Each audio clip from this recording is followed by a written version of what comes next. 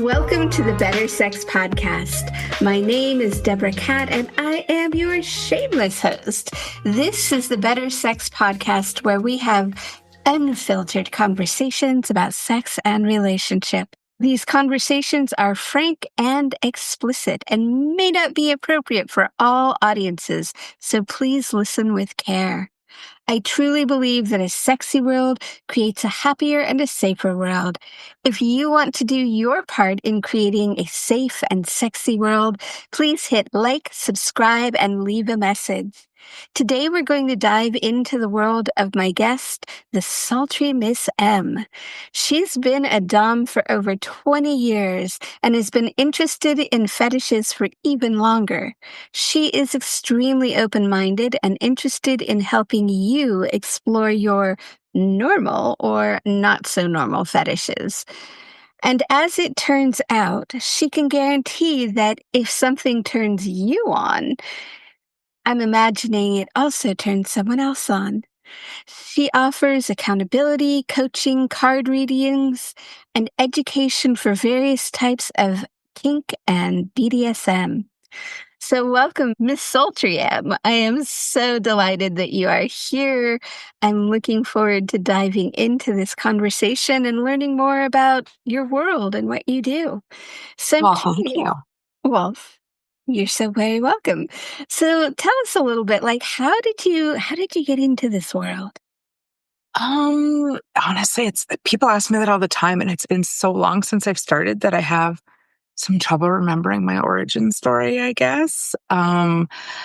I was raised with pretty strict views on like waiting till marriage to have sex. And so it was always kind of a taboo thing.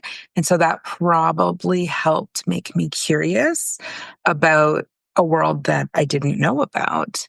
And so I would ask a lot of questions and I would talk to people even when I was young. And then as I grew into myself and found myself at university and exploring different worlds and meeting different people. And I've just kind of always been curious about what people are passionate about in general in the world. And that just leads a lot to what makes them tick.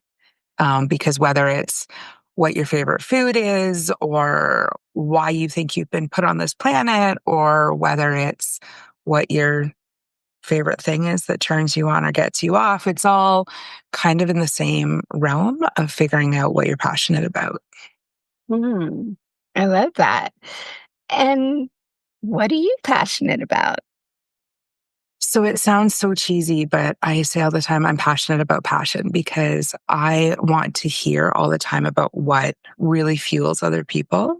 Um, I will happily sit and listen to somebody rant and talk about something that I just don't care about if they're speaking about it because it makes them happy and their voice speeds up and their cheeks get red and they get excited. Like it doesn't even matter what the topic is. I get excited when people can feel passion for anything. Like I really don't care if it's cheese or your favorite sci-fi movie or whatever it is. I get excited when other people show that they're capable of getting excited. And what are some of the fun things, like, or surprising things that people are passionate about? Like, is there something, or can does something come to mind when I ask that around, like? Personally, I mean, I always surprise people with how passionate I am when I talk about cheese of any and all types. So, I mean, going the other way, that one always makes people chuckle.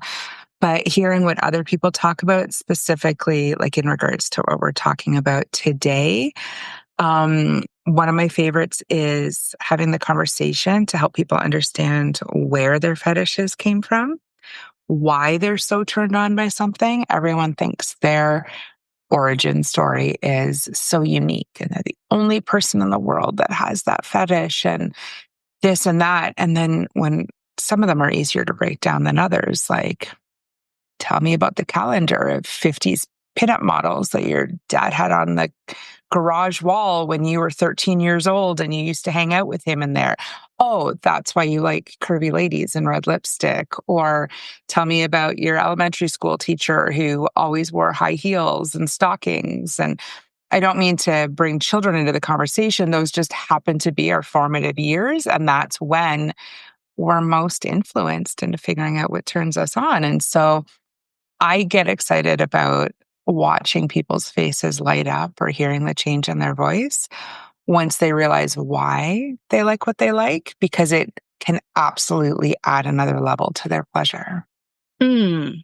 That's so that's so interesting. I'm like, So, what do you think the most common origin story around stepping into one's dom self would be? Hmm, that's a good question. I would say it's probably one of two, and they're probably opposites. Either one, somebody wasn't outspoken when they were young and didn't feel like they had a voice, or that people didn't listen to them.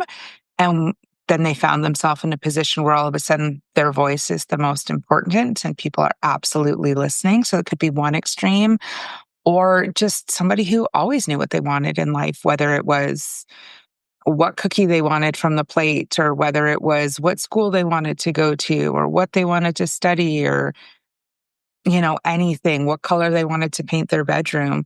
And so I would say I would be curious. That would be a really fun study, actually, to study a whole bunch of dominant people and find out if it's one of those two or if there's something like completely opposite.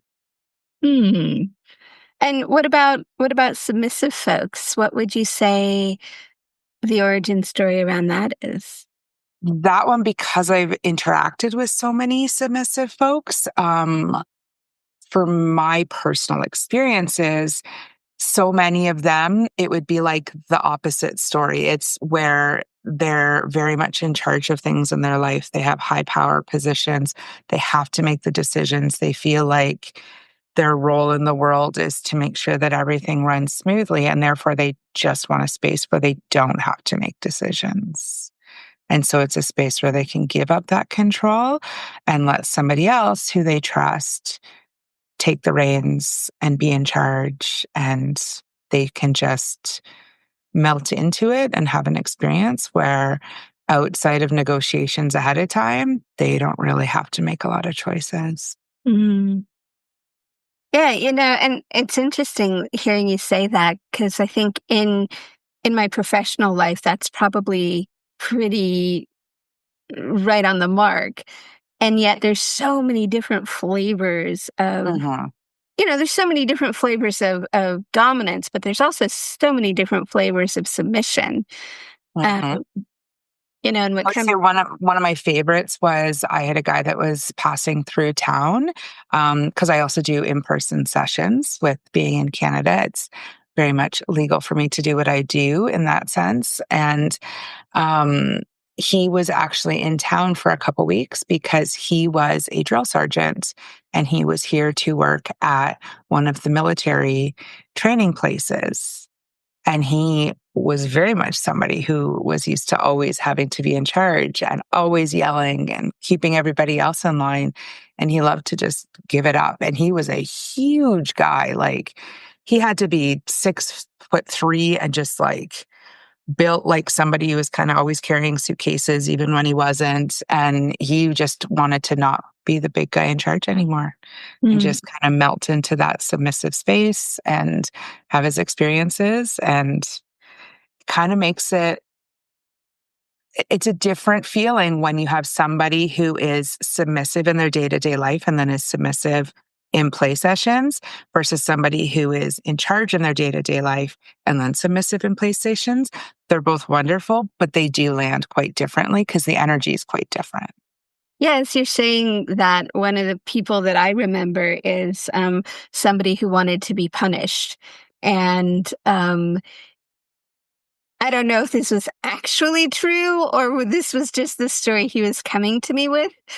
Although I did notice that it did coincide with visits, but he claimed to be the on the staff of a very conservative Republican Mhm. person. And like he just wanted to be punished. Um, which of course, worked for me. Yes, I've had some of those that work for very conservative government groups and then just want to come and cross dress and be so many of the things that their job is so very against. So, yeah. And what are some of the so first of all, I mean, I'm curious if you could say more about what a fetish actually is. So, so there's technical definitions, and my understanding, I did not look it up recently, but my understanding is that technically a fetish is something that is required to achieve whatever your goal is, whether it's orgasm or subspace where your mind is kind of melty or whatever the goal is, that the fetish is something that is absolutely required to get there versus a kink, which is something that you're just interested in. I follow more of the modern understanding that they're kind of interchangeable.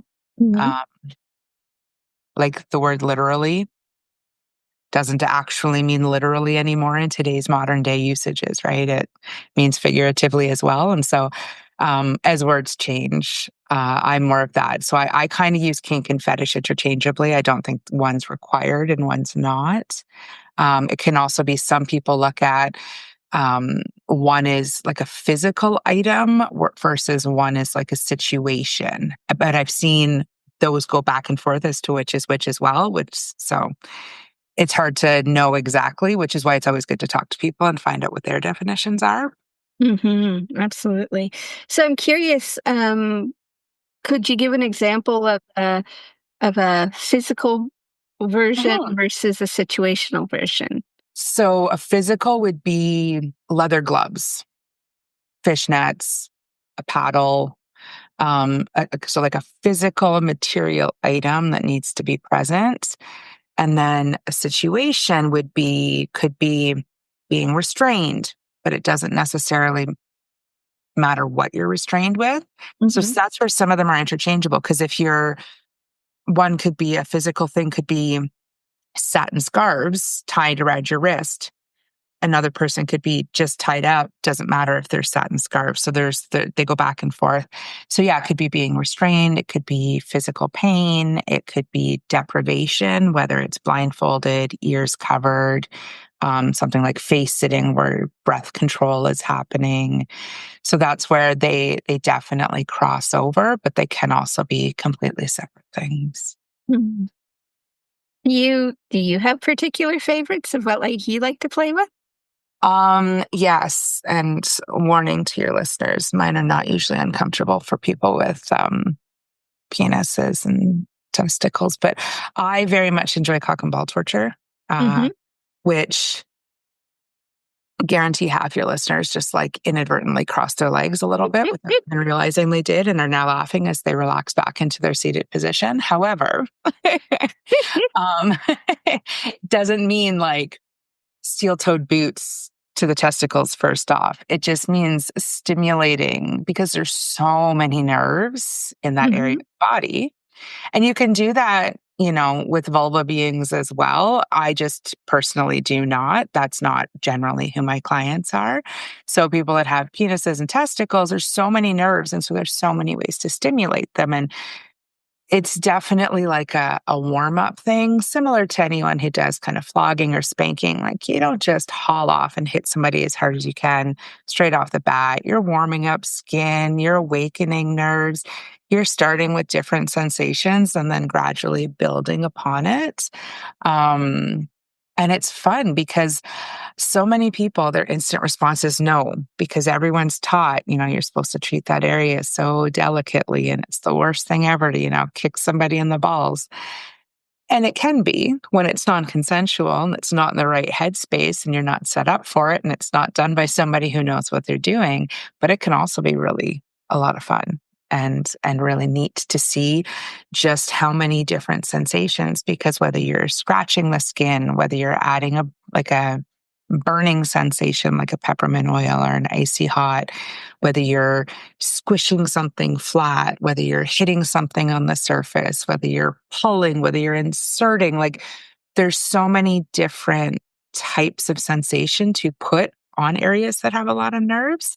And Mm-hmm. it's neat to work through those different options with people who don't have a lot of experience with it to see what they like, because everyone's different and what combinations they like and how much more they can take than they would have thought they could.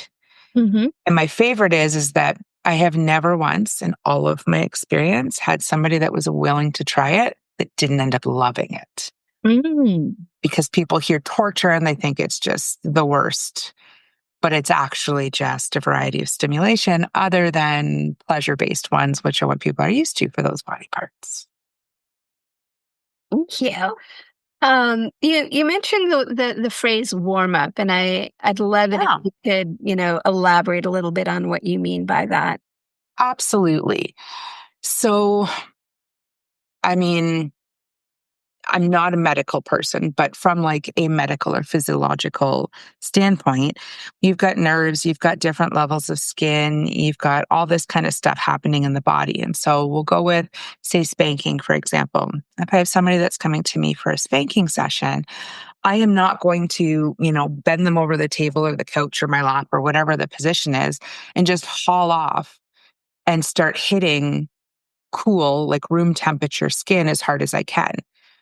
That's going to hurt a lot. It's going to potentially damage something if I hit it the wrong way. So we do it, and I say we as in what I would consider safe, practicing, professional people who know what they're doing type situations when it comes to BDSM. You warm up the skin first. And so that's going to be literally rubbing the skin, light taps. I always start with my hand if I'm going to do spanking and that kind of stuff. And then it's building up. As the blood rushes to the surface of the skin and the nerves can then take different types of hit, different levels of hit, that kind of thing. And then if I'm going to pull in toys like paddles or crops or giant wooden spoons or all these other goodies that are behind me or in the closet. So that would be what the warm up is it's getting the skin to accommodate more and more and more. And that's quite common in a lot of situations where you're going to introduce anything that is potentially going to be painful. Mm-hmm. Um, because, yeah, just a straight fall off in a slap, someone's going to be able to take, 2 or 3 versus 5 minutes of warming that skin up. And they're going to be able to take a lot more impact. And Mm-hmm. it mixes the pleasure and pain. So that's from a physical reaction. It also works on the mind, because the mind, then you are flushing with endorphins and all those good feeling hormones are flooding the body. And therefore, your brain is now on board along with your body being on board. And they play really well together in any kind of BDSM situation. And so it's really neat to watch how people I've mentioned subspace or get melty. And so where their brain, you get out of just thinking about it and you kind of ease into the feeling of what's happening. And that can be the words that are coming out of my mouth. It can be the physical touch. It can be scents that I have set up that, maybe trigger certain things. I mentioned using icy hot. So, if I've used icy hot with a client in the past, and then all of a sudden they smell icy hot, their brain remembers what that sensation was. And so there's this like mind fuckery that adds. And so once you get the brain and the body playing together, you can play them off each other, you can play them together for each other, but it makes the whole situation, no matter what kind of play scene you're doing, it just, oh, it's so much better. And that's where I have no problem with people starting out, but people have to be careful with what they start and understand the responsibility of topping or being a dom for somebody else. You Mm-hmm. take on a lot of responsibility in that role for someone's safety, mentally, physically, emotionally, all of that. And so for anyone who's wanting to play with, more intense things, that's where coming to somebody who has experience, whether it's professional or lifestyle, that makes all the difference. Because, if somebody went to if there was a client of mine who wanted to go see somebody else for some kind of intense cock and ball torture, like by all means, give it a try, but make sure they know what they're doing, Mm-hmm. because it's not actually stepping on your testicles until they pop, which is now you need surgery. And this is like actual physical. It's not getting flogged by somebody who doesn't understand where the kidneys are in the body, and that hitting those, because they're so close to the surface, can lead to a lot of potential bad things. Like, there's a lot of risk that comes with BDSM play. There's a lot of fun that comes with BDSM play. And so it's really important to make sure that both parties kind of know what they're involved with. I know that's a side tangent, but it's one that I'm very passionate about, is making sure that people play safely.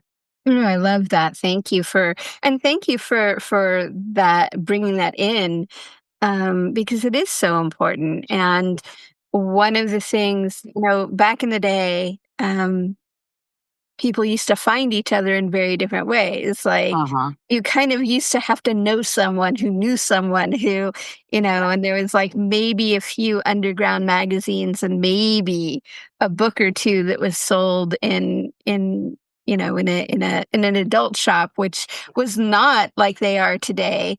A clean No.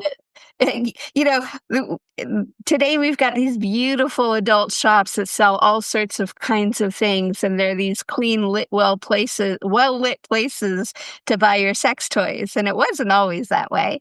Um, but yes, safety is incredibly important.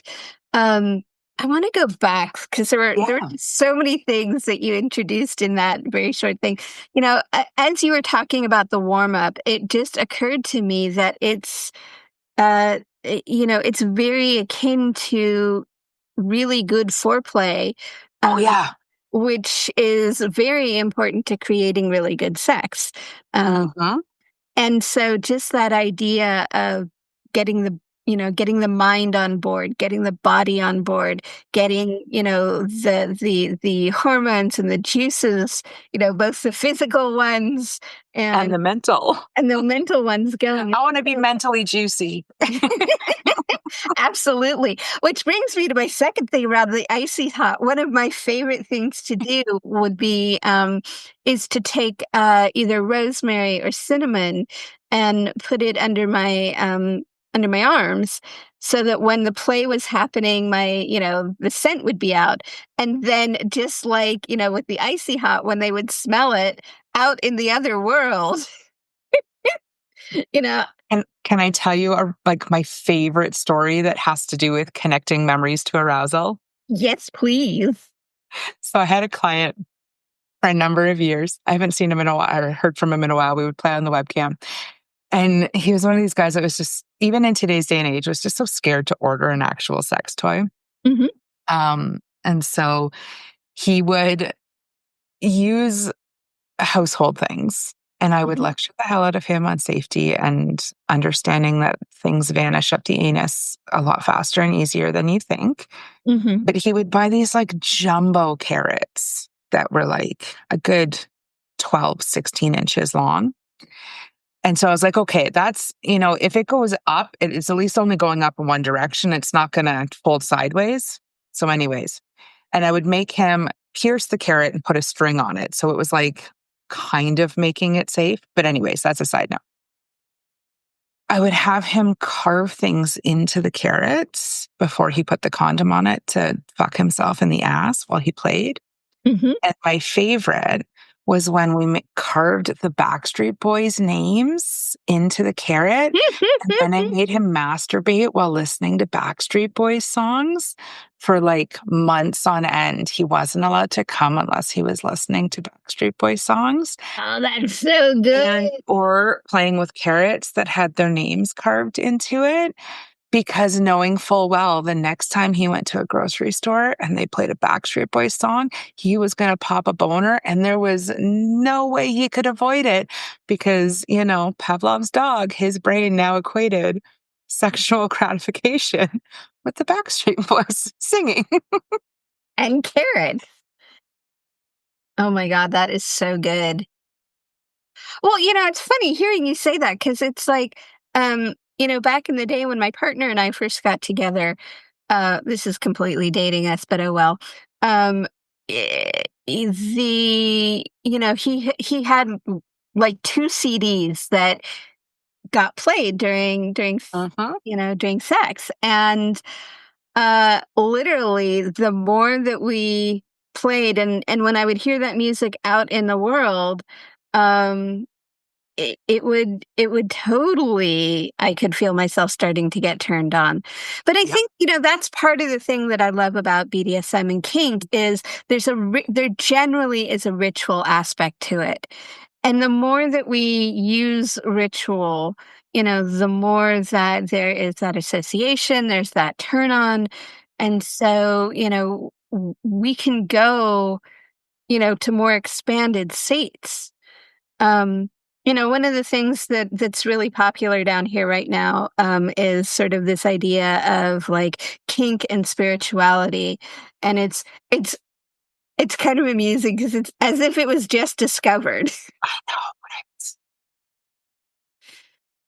Yeah, no, I've been saying that for years. I was just like, because as someone who, like in my bio, you read, I do card readings. Like, I'm very much a witchy person, and I very much am an energetic being, and that's like I've had a lot of fun bringing that and being a pro dom and combining them, knowing full well that they're, work together. Like you say, this isn't a new idea, but this idea that I've said for years, and everyone I talk to that's been in the kink scene for years says the same thing. It's like, no, you have to have at least, whether you name it or not, you're an energetic person if you've been in this world for long enough. Because whether you started that way or whether it developed through kink or whether kink developed through that, like however it happened, you have to have an awareness of the energy of other people. Like you say spirituality, I'll say energetic, same difference. Mhm. Um, to have that kind of connection in a scene where you have a really intense scene, whether it's a one-off or whether it's like built over many, many years. Yeah. So I love that the new generation thinks they've discovered something yet again. They're really good at that.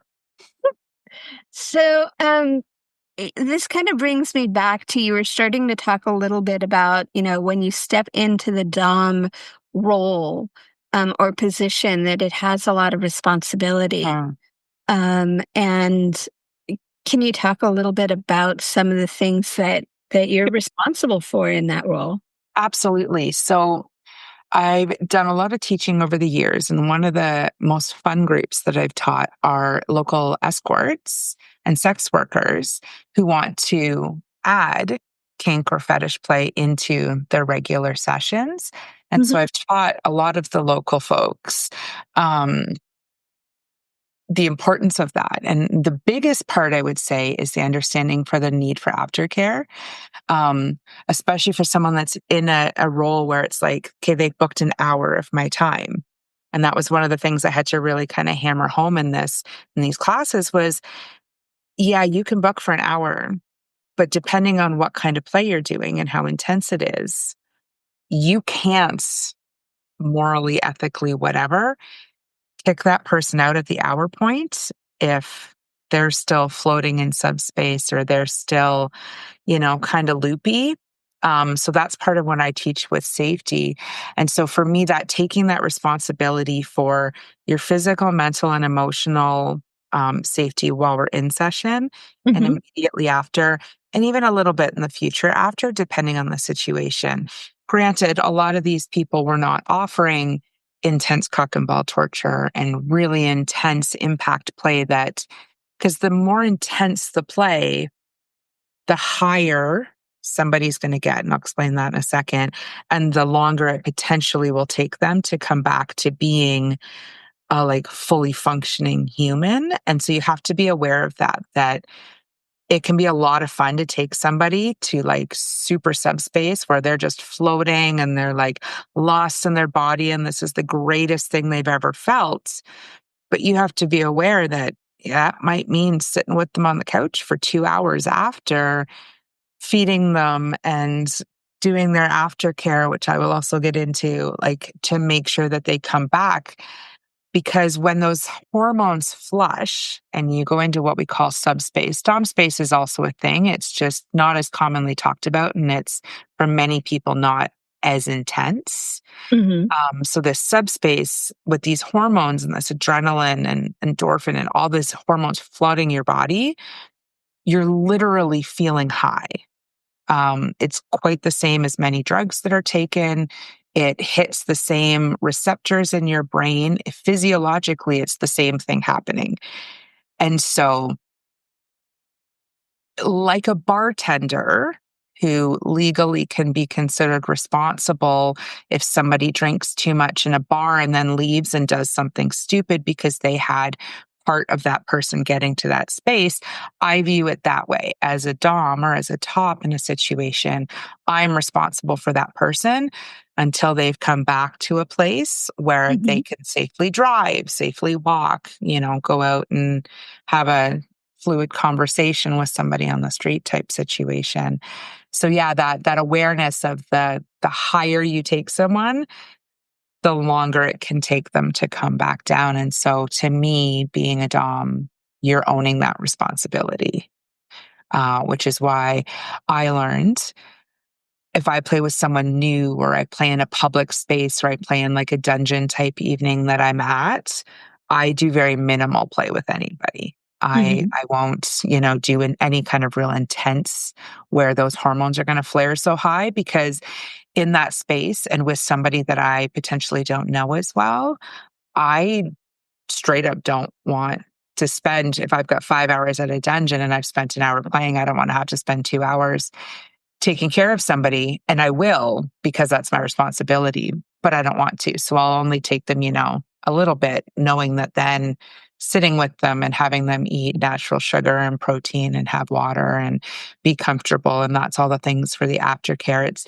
very much equated to giving blood. If anyone's ever donated blood, it's the same idea. There's always a soup with protein in it. There's always, cakes and cookies and fruit and warm beverages. And you're giving your body all the things it needs to kind of come back based on the depletion it's going to feel. Because when those hormones flare high and then they rush out of the body, people can often have what they then call a sudden drop, which is where you feel depleted, you feel sad, you feel exhausted.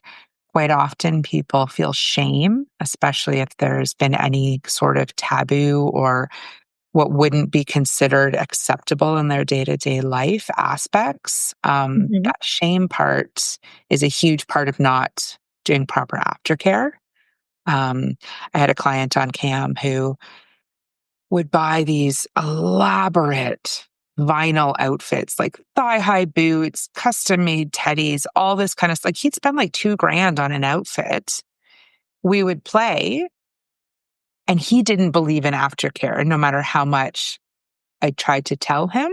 He Mm-hmm. would just, and that's part of the problem with doing it on camp. So we weren't doing anything super intense physically, but he was so emotionally involved that then he would go, and the next day he would throw everything out, and then he'd vanish for 6 months until the desire and the need to play again came up, and then he'd come back.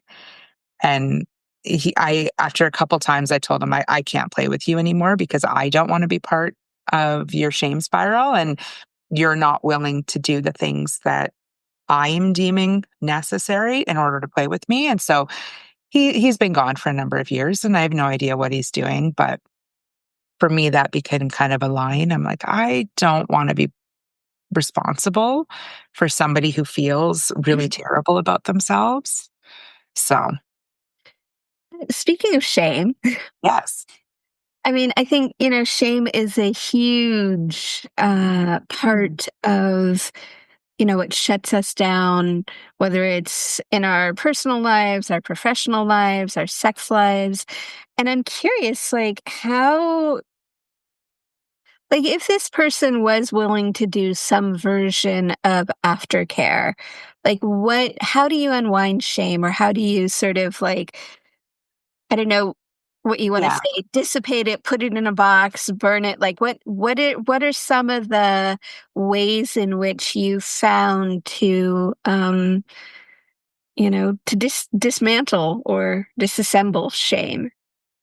I'm going to answer in two parts. One being that quite often by giving your body the proper aftercare, both in being comforted, cared for, plus the like protein, sugar, water type situation, that actually negates the shame coming up Mhm.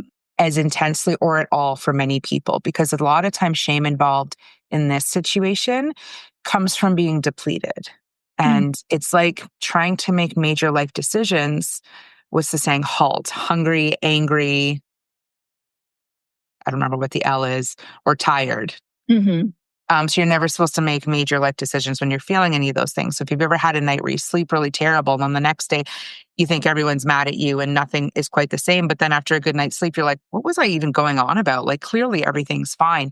So it's that same idea. Anytime you're in a depleted state, whether it's low blood, oh, that's it, low blood sugar, tired, angry, like any of those, they take away from your brain's ability to work properly. And so if you do the aftercare stuff, the shame quite often doesn't even come up. And I'm so surprised when I talk to other people who have been in this lifestyle or professionals for so many years. And they're like, I never really put together that that was a thing and then they come back and they're like, oh my God, I did this with my people and it's completely different. And I'm like, yeah, because it's that depletion. If they say, come to me before a session and have shame or are embarrassed, then that's where, like in my bio, I talk about, I guarantee you it turns someone else on, because it doesn't matter how, I won't even say strange or weird, because I like to look at them as unique, like male pregnancy fantasies. I had a guy, he was in and out of my camera room for 6 hours one day, popping in and out, not really speaking. And finally I just said, dude, you keep coming back for a reason. Like, what are you here for? He says, oh, I like this thing, but I think it's so weird and I'm so embarrassed. And I was like, try me. I was like, I did one of those last week. And just knowing that he wasn't the only person on the planet that was turned on by this thing. How many people went out and had sex with apple pies in the early 2000s after American Pie came out? Like, people find new things that they're turned on by because they're exposed to unique things. And so even finding out that somebody else is turned on by it can quite often negate so much of the shame. Mm. Yeah, and hearing you say that, one of the things that it makes me think about is when I work with couples around kink and BDSM, especially if it is the male partner who is in the dom role. One of the things that he needs to hear is that he's still a good man, and that, like, the play, especially if it's cons- you know Mm-hmm. what we socially consider violence, violent or, misogynistic or any of those things, like, to be able to know that, like, that's not who I am all the time. That's who I stepped into for this scene. So kind of a de-rolling process is often helpful. And Absolutely. Absolutely. I've had clients that want really intense small penis humiliation.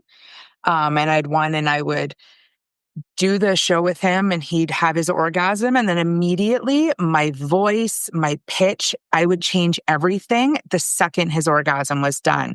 And from 1 minute yelling at him and degrading him horribly to being like, that was awesome, sweetie. I hope you have a really great rest of the day. Can't wait till I see you next time. So that he knew that that was like the things that I said in that space were in that space. That's not necessarily me as a person. That was in that space. And so absolutely, I agree, kind of coming out of it and being able to have that shift. and The orgasm happens. People don't want to hear the same things they do pre-orgasm. that's very true. And, I think it's like there are things that you want to hear in that space. Yeah. And sometimes, so, like, I know, for instance, when I work with clients, especially around, if there's verbal play in it, it's like, I really want to know, what are the words, right? Because there's a big difference between being my good boy and being my bad boy. There's a really big difference between, like, am I coming, do we have impact play because it turns me on, or is it because you're being, it's the consequences of your actions, or that you're being punished? And it's like, it's so much fun when you can get that geeky about stuff. Exactly. One of my favorite things to say to clients, and this is why I rarely take on people who self-identify as bratty subs, because I always tell them, I'm like, punishments aren't what you want them to be. You're going to come in and act like a brat because you want me to hit you? I'm not going to hit you. Because if I'm punishing you, it's not going to be what you want. More than likely, it's going to be me sitting cross-legged and staring at you intensely in silence, because that is probably the worst thing you can possibly experience. And therefore, that's an actual punishment. So yeah, knowing that difference between, is it an actual punishment or is it part of the situation? Yeah. And, I think one of the misconceptions that we have about kink and BDSM is that it has to be sexual. Um, and I'm curious if you could talk a little bit about that. Yeah, I have this conversation all the time. And it's why I tell people who want to join FetLife, I'm like, oh, I wish you could experience FetLife like 20 years ago, because that was a whole different world. Because FetLife of 20 years ago, and for people who don't know, FetLife is like a personal site or like a social media type site, but for kink and BDSM. Back then, it was about what I call pure, and I am a purist at heart. To me, there's no assumption of orgasm in any type of kink or BDSM play. The assumption should not be there. If that's part of the negotiations and part of the plans for the scene, then yes. But to me, kink and fetish play isn't just foreplay that leads to then sex of any Mhm. type or any kind of release. Um, it absolutely can be. I'm not a purist in the sense that I don't think it has a place. I'm not someone who thinks like Dom should never be naked or any of that. People should do whatever the hell works for them. But I hate that nowadays kink is viewed as one type of foreplay that ultimately ends up in penis and vagina intercourse, because that's just not my mind. People ask me all the time if I get turned on when I do a scene. I'm like, I do, but not in the way you think.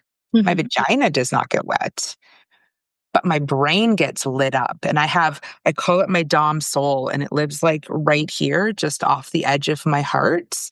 And my little Dom soul gets filled and it gets really excited and really happy. But that's not what you mean when you ask me, do you get turned on?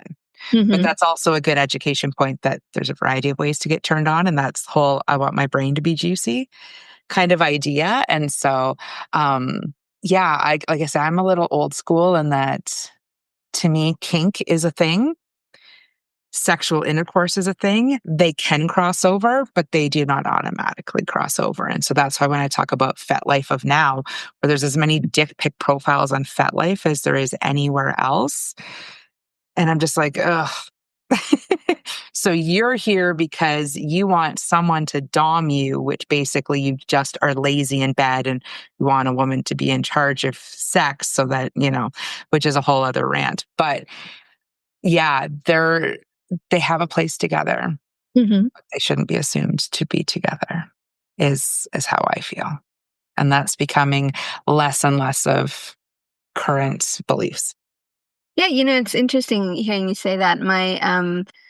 Yeah, my early days was really funny because I did a lot of kink BDSM on the East Coast, and it's on the East Coast is much more, or I should say was much more protocol oriented, was much more rules based, if you will. And you didn't have sex in the dungeon. That just like did not Yeah. happen. Whereas on the West Coast, we're busy being all these, much more sensual, much more fluid, and much more sexual around it. And again, it's two different games that we're playing here. Yeah.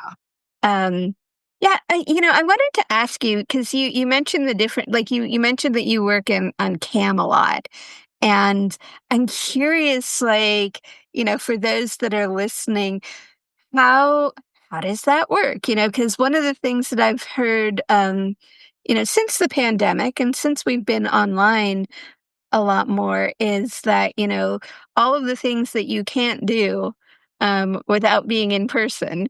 And so I'm going to invite you to bust that myth. Yes. So it takes a lot of creativity, which I love the creative aspects of any kind of play, both on my part and on the sub's part. I don't want to do the same scene with the same client, whether it's in person or through cam, over and over and over again. I get bored. I want new, I want fun, I want different ways of doing things. So when I tell you I do 90-minute, super intense cock and ball torture shows on cam without ever touching somebody, people are like, but what? Because it's a completely different game. Not that it's not serious, but it's one thing for a client to lay back and let somebody else do things to them. It's a totally different game to convince somebody to do things to themselves because their brain tries to stop them from doing things. When I tell somebody you need to punch yourself in the testicles 5 times as hard as you can, and I'm laughing because I'm watching on cam because they're going, and their body is like, their brain is physically stopping them. Like they have to almost, like there's an override sensation. So you have to get creative with how you do it. And it's a lot of, but you want to please me, right? Not in a manipulative, I'm forcing them to do things way, because they know they want to do it, but they need to convince themselves. They need to convince that auto safety part in the brain that is there solely to stop us from hurting ourselves. And you have to train someone's brain how to override it, which is again why I take the safety so seriously, because it goes hand in hand. When you're convincing someone to do something that they want to do, you're taking responsibility for what that can look like and how their body and brain can react to that. So that's one thing, like doing any kind of impact play or any kind of pain implementation. There's a lot more mental in getting them to be able to do it to themselves.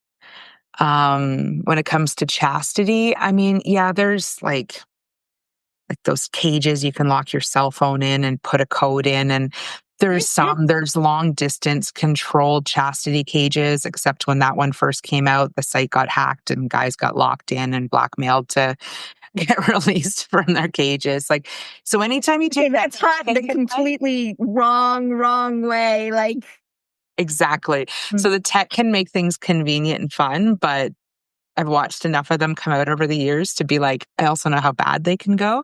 So it's creative things like putting the key in a plastic water bottle and throwing it at the bottom of your deep freeze, because you know that you're not getting like instant out. The fastest you're going to get out is the time it takes for you to run it under hot water. But then again, that mental play comes in as well, that kind of helping them take over their own mind.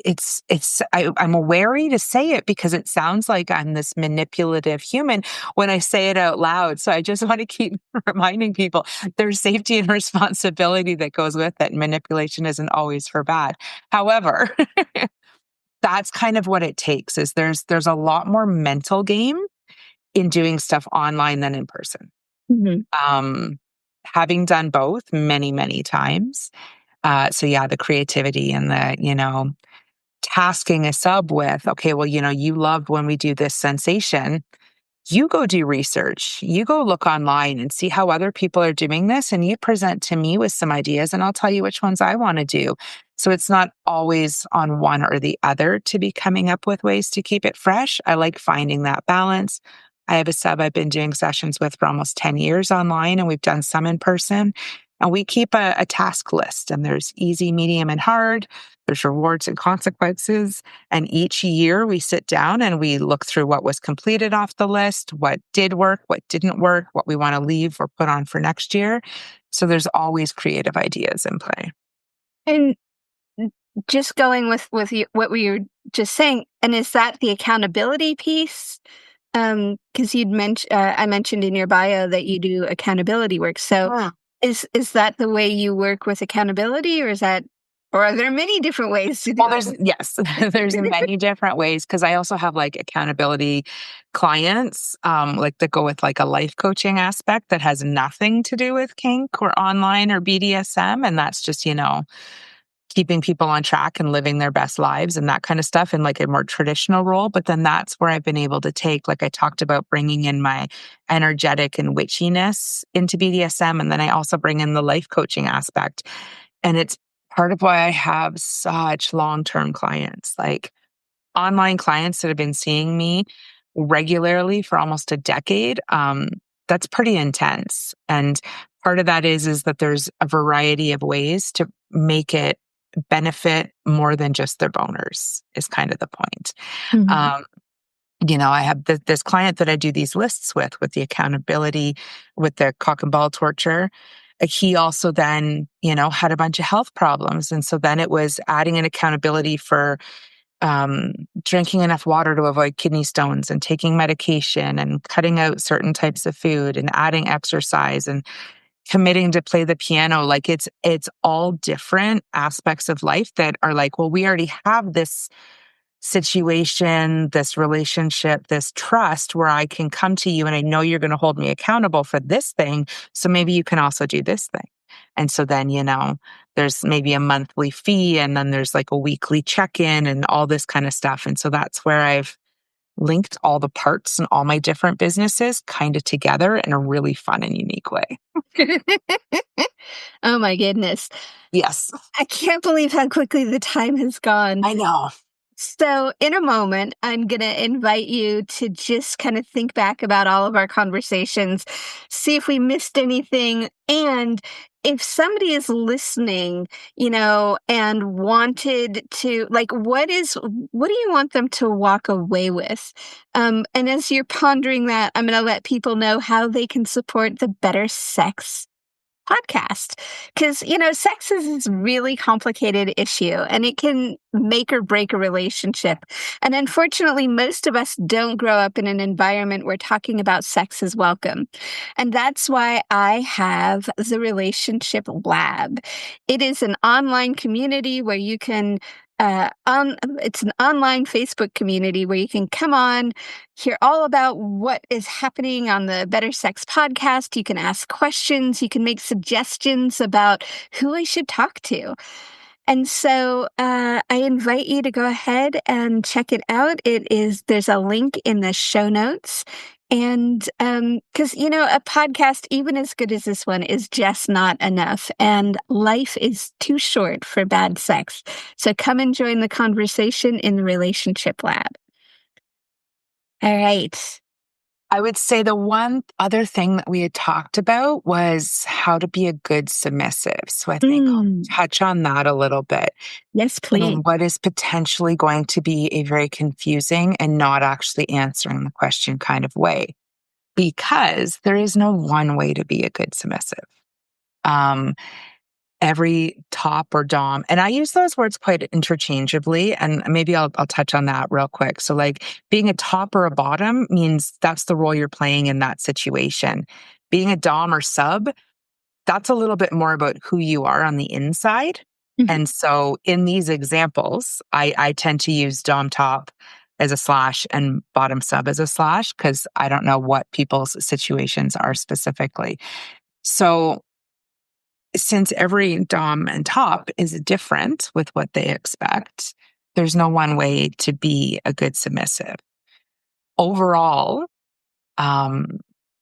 general rules would be don't vomit your fetishes all over somebody's inbox and or face without having had a conversation or a hello or a greeting or a consent for those conversations first. I would say that's probably the biggest ones because the number of people that I get on, say, FetLife, less so in person because generally the kinky munches that I'm going through, the dungeons, people have been to things and they understand how to be a general decent human being.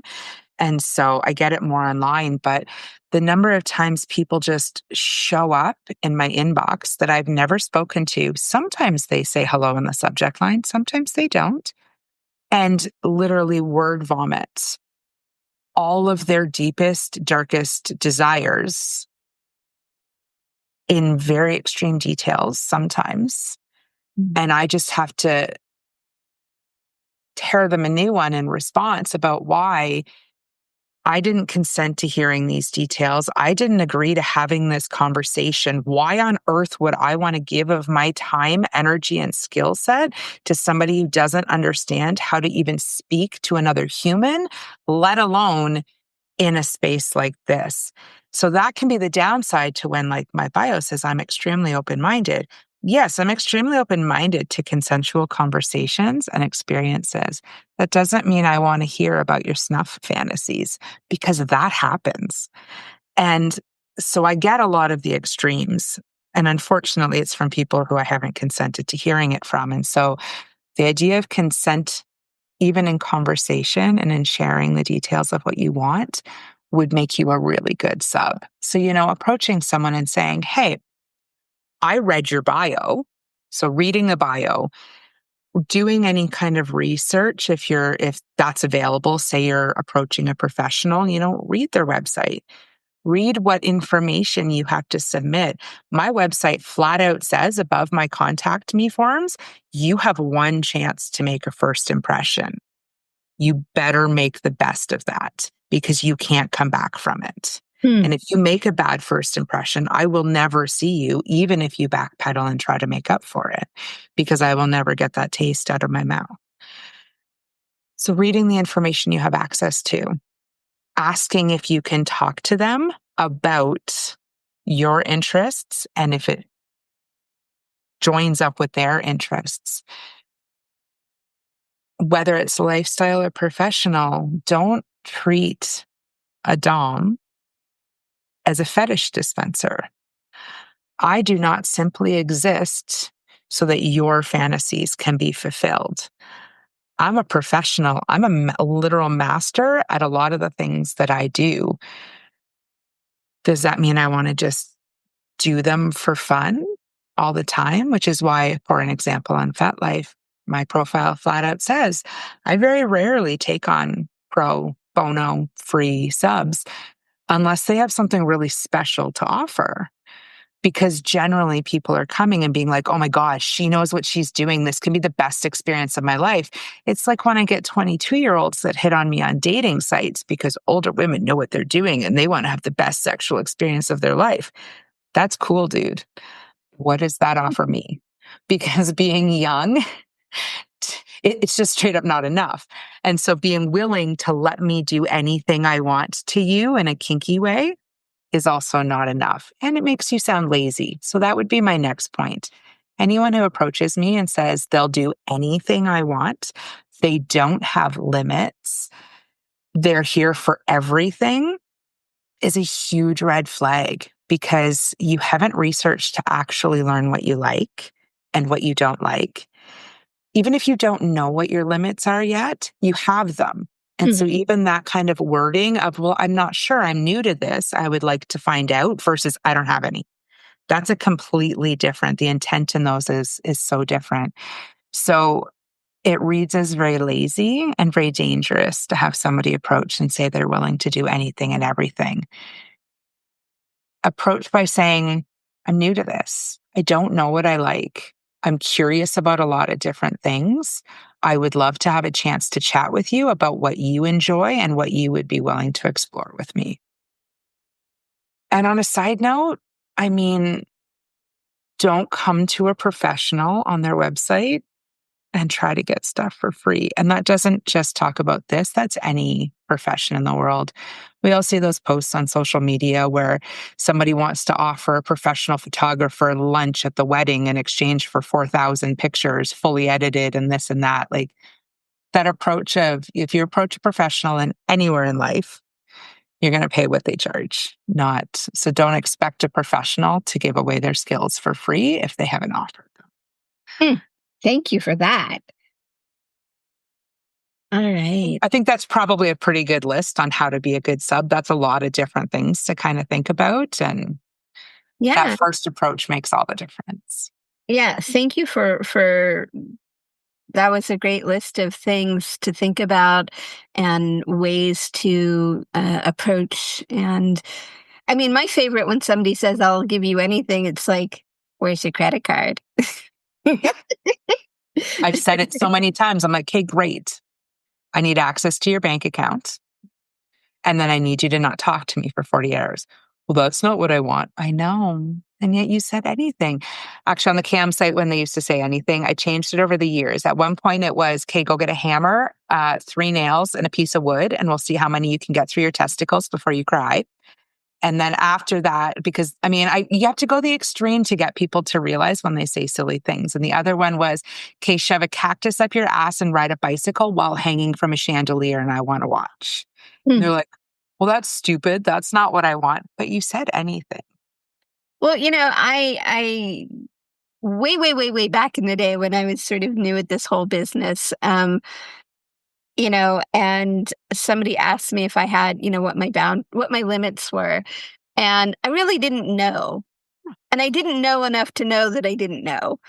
And I didn't know enough to know that I didn't know. And I probably shouldn't say, I don't know, No. or, try me or something along those lines.